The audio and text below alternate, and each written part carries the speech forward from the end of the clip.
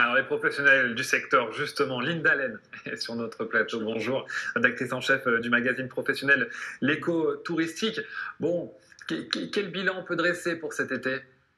Alors, pour l'instant, le bilan montre, comme vous le disiez dans le reportage, une saison relativement complexe avec des résultats contrastés. La saison n'est pas terminée, il nous reste bien sûr une semaine avant la rentrée scolaire et puis l'arrière-saison, le mois de septembre, marqué par la Coupe du Monde de rugby. Mais globalement, d'après les premiers retours des professionnels, la saison d'été 2023 sera stable par rapport à celle de 2022.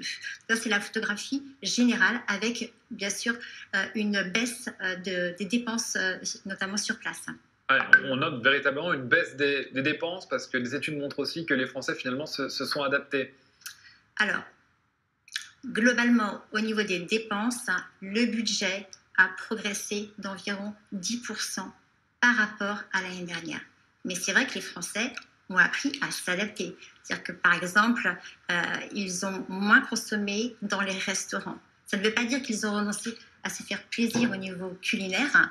On sait que certains ont pris plaisir justement à aller sur les marchés, acheter des produits locaux et donc cuisiner. Mais par contre, cette année, les restaurateurs ont quand même bu la tasse. Donc ça, c'est la photographie générale. Et puis, si on regarde le camping, les hébergements nus ont été très publicités. D'abord parce que au sein des campings, il y a un retour de la clientèle étrangère plus significatif cette année.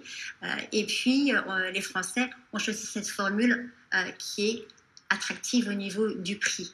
Et les campings aux tarifs les plus élevés ont effectivement un peu moins fait le plein. Vous parliez éventuellement d'un rattrapage en septembre, la saison n'est pas terminée. C'est quelque chose de nouveau qu'on voit de plus en plus, ça, ces vacanciers du mois de septembre? Alors, les vacanciers du mois de septembre, on les a tous les ans, puisqu'il y a des personnes qui n'ont plus d'enfants Ouais. et qui donc privilégient le mois de septembre. Vous avez également le tout début de la saison, la première semaine des vacances scolaires qui est prisée, ainsi que la dernière semaine avant la rentrée scolaire, parce que les prix justement sont plus raisonnables finalement.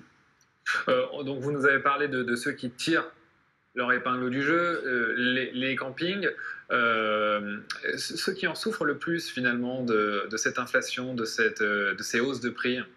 Alors, pour ce qui est des campings, effectivement, c'est bien que vous me rameniez sur ce terrain-là.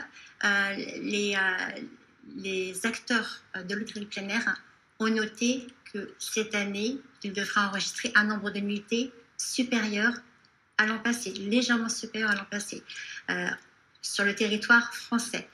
Bien sûr, cette moyenne cache beaucoup de disparités. Au printemps, les opérateurs qui sont installés dans le Nord s'attendaient à faire une très bonne saison. Finalement, leur avance a été petit à petit gommée et ceux du Sud, qui étaient en retard, ont finalement réussi à le rattraper en partie. Donc c'est une très bonne saison pour les terrains de camping. Dans le reportage, vous parlez d'une baisse de 2% environ, et c'est là le propre de l'hôtellerie en général. Dans le secteur hôtelier, le taux d'occupation a reculé de 2% cet été, selon la société MKG. Par contre, en raison de la hausse des prix, le chiffre d'affaires, lui, a progressé de 1,7%. Et là aussi, comme vous le rappeliez, il y a des territoires, notamment la campagne et la montagne, qui ont mieux tiré leur épingle du jeu en raison encore une fois aussi, de prix plus attractifs. Et puis, également parce qu'à la montagne, on souffre un peu moins des canicules. Cet été, l'inflation et la météo ont vraiment joué les arbitres dans le choix des vacanciers. Merci beaucoup, merci Linda Allen d'être venue sur le plateau de BFM TV.